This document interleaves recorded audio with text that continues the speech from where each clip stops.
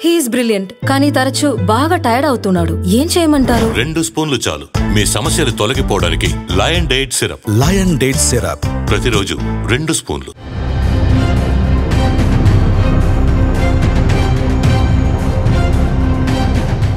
అధ్యక్షుడైతే ఏంటి, ఇంకా ఎవరైతే ఏంటి, చట్టం ముందు అందరూ సమానమే. తప్పు చేసిన వారు శిక్ష నుంచి తప్పించుకోలేరు. ఈ లైన్ అమెరికా న్యాయ వ్యవస్థకు సరిగ్గా సరిపోతుంది. అధ్యక్షుడిగా ఉన్నా లేకున్నా కేసుల నుంచి ట్రంప్ చట్టపరమైన రక్షణ పొందలేరని అమెరికా కోర్టు కుండబద్దలు కొట్టింది. అగ్రరాజ్యాన్ని 4 ఏళ్ల పాటు పాలించనున్న ట్రంప్కు ఇది పెద్ద షాక్ గానే చెప్పాలి. ఆయన ప్రమాణ స్వీకారానికి సమయం దగ్గర పడుతున్న వేళ ట్రంప్కు అరెస్టు భయం పట్టుకుందన్న వార్తలు కూడా అమెరికాను షేక్ చేస్తున్నాయి. ట్రంప్ చిక్కుకున్న హష్ మనీ కేసు అమెరికాలో మరో సంచలనంగా మారింది. అసలేంటి హష్ మనీ కేసు? దీని కారణంగా ట్రంప్ అరెస్ట్ అవుతారా?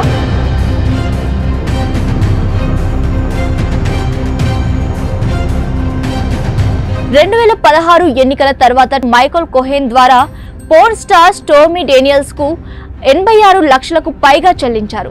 ఈ డబ్బు ఇవ్వడానికి కారణం ట్రంప్ తో ఆమెకున్న లైంగిక సంబంధం.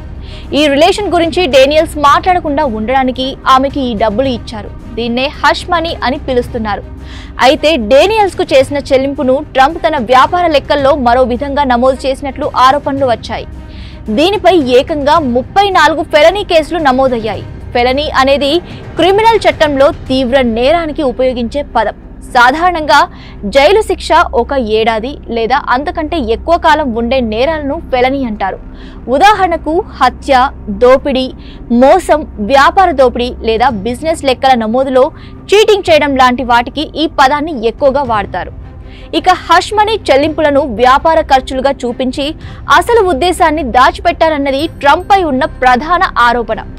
అందుకే ఫెలనీ కేసులు ట్రంప్ ను చట్టపరంగా, రాజకీయ పరంగా తీవ్రమైన సమస్యల్లోకి నెట్టాయి. 2020లో ట్రంప్ అధికారం కోల్పోయిన తర్వాత అనేక కేసులు ఆయన్ను చుట్టుముట్టాయి. అందులో ఈ కేసే ప్రధానమైంది. చాలా కాలం పాటు కోర్టులో ఈ కేసు నలుగుతూ వచ్చింది. ఇక 2024 మేలో న్యాయస్థానం ట్రంప్ ను 34 ఫెలనీ ఆరోపణల్లో దోషిగా తేల్చింది. ఇక మాజీ అధ్యక్షుడు క్రిమినల్ కేసులో దోషిగా తేలడం అమెరికా రాజకీయాల్లో పెద్ద సంచలనంగా మారింది. ఇలా జరిగిన తొలి సందర్భం కూడా ఇదే.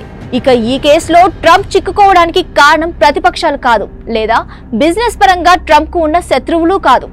తనకు ట్రంప్ తో రిలేషన్ ఉందని 2018లో స్టోర్మీ డేనియల్స్ స్వయంగా బయటపెట్టింది. అమెరికాలో స్టోర్మీ డేనియల్స్ ఫేమస్. ఆమె పోర్న్ స్టార్, నటి, రచయిత కూడా. ఈ విషయాన్ని గోప్యంగా ఉంచడానికే 2016లో ట్రంప్ భారీగా మనీ చెల్లించారని ఆమె చెప్పడం నాడు పెను ప్రకంపనలు రేపింది. నిజానికి ట్రంప్ కు ఇతర మహిళలతో శారీరక సంబంధాలు కలిగి ఉన్నారని వార్తలు రావడం చాలాసార్లు జరిగిన విషయమే. పలుసార్లు మహిళలపై లైంగిక వేధింపుల ఆరోపణలను కూడా ఆయన ఎదుర్కొన్నారు. జెసికా లీడ్స్ అనే మహిళ 1980లో ఒక విమానంలో ట్రంప్ తనను అసభ్యంగా తాకారని ఆరోపించింది. ట్రంప్ తనను లైంగికంగా వేధించారని పలు సందర్భాల్లో చెప్పారు.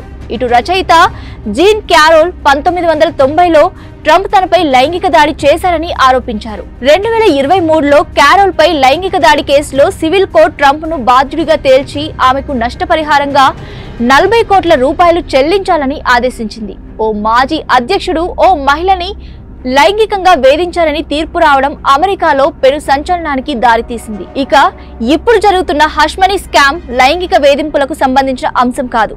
మనీ చెల్లింపుల్లో ట్రంప్ తన వ్యాపార లెక్కలను చట్టవిరుద్ధంగా రికార్డ్ చేయడానికి సంబంధించిన అంశం.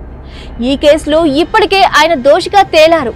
అయితే ట్రంప్ 4 ఏళ్ల పాటు అమెరికాకు అధ్యక్షుడిగా ఉండనున్నారని, అందుకే ఈ కేసులో ఆయనకు ఇమ్యూనిటీ వర్తించేలా చేయాలని ప్రెసిడెంట్ తరపు లాయర్లు కోర్టు గడప తొక్కారు. ట్రంప్ ఈ హష్ మనీ చెల్లింపులు చేసింది కూడా 2016లో అధ్యక్షుడిగా గెలిచిన సమయంలోనేనని ఆయన లాయర్లు వాదిస్తున్నారు. అందుకే ఇమ్యూనిటీ వర్తిస్తుందని కోర్టుకు చెప్పారు. నిజానికి అధ్యక్షుడిగా ఉన్న సమయంలో తన అధికారిక విధుల్లో చేసిన చర్యలపై కోర్టుల నుంచి చట్టపరమైన రక్షణ కల్పించడాన్నే ఇమ్యూనిటీ అంటారు. అయితే న్యాయమూర్తి మాట వేరేలా ఉంది. డేనియల్స్ కు ట్రంప్ మనీ ట్రాన్స్ఫర్ చేయడం ఆయన వ్యక్తిగత అంశం అని, అది రాజకీయ అంశం కాదని జడ్జి తేల్చి చెప్పారు. ఆయన వ్యక్తిగత చర్యలకు ఇమ్యూనిటీ వర్తించదని, అందుకే ఆయనకు చట్టపరమైన రక్షణ ఉండదని స్పష్టం చేశారు. అయితే ట్రంప్ న్యాయవాదుల వాదనను పూర్తిగా తిరస్కరించారు. ఇక కోర్టు తీర్పు తర్వాత నెక్స్ట్ ఏం జరగబోతోంది? 2024 మేలో వచ్చిన తీర్పు ప్రకారం ట్రంప్ దోషిగా తేలారు. కానీ ఎలాంటి శిక్ష పడుతుందో కోర్టు ఇంకా ఏం చెప్పలేదు. అయితే ట్రంప్ చేసిన క్రైమ్ ను చూస్తే అమెరికా చట్టాల ప్రకారం ఆయనకు గరిష్టంగా 4 సంవత్సరాల జైలు శిక్ష పడే అవకాశం ఉంది. నిజానికి అమెరికాలో పదవిలో ఉన్న అధ్యక్షుడిని క్రిమినల్ కేసులో అరెస్ట్ చేయడం చాలా కష్టమైన ప్రొసీజర్. ఇప్పటి వరకు ఏ అమెరికా అధ్యక్షుడు కూడా తన పదవి కాలంలో అరెస్ట్ కాలేదు. అయితే అమెరికాలో ఏదైనా జరగవచ్చు. ట్రంప్ కు శిక్ష విధించి దాని అమలు చేసే అవకాశాలపై న్యాయపరమైన చర్చలు జరిగినా ఆశ్చర్యపోవాల్సిన అవసరం లేదు. వాస్తవానికి ట్రంప్ తన చర్యల నుంచి ఇమ్యూనిటీ పొంది ఉంటే తన పదవీ కాలం ముగిసే వరకు క్రిమినల్ కేసుల్లో నేరపరమైన చర్యలకు గురి కాకుండా ఉండేవారు. అది జరగలేదు. దీంతో ట్రంప్ కు కొత్త తలనొప్పి మొదలైంది. మరి చూడాలి నెక్స్ట్ ఏం జరుగుతుందో.